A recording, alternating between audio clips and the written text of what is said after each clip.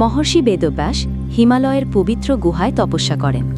এরপর মহাভারতের সম্পূর্ণ ঘটনাটি স্মরণ করেন। মনে মনেই এই মহাকাব্যের রচনা করেন।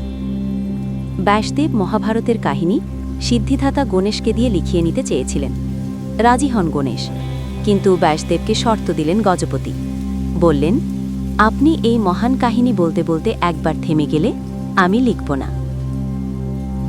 মহাভারত লেখা নিয়ে গণপতিকে পাল্টা শর্ত দিলেন ব্যাসদেবও।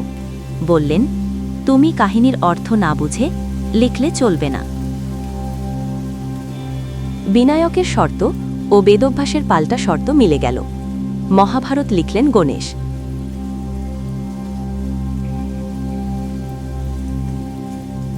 এই গল্প থেকে আমরা শিখতে পারি, ধৈর্য আর শর্ত মানা বড় গুণ।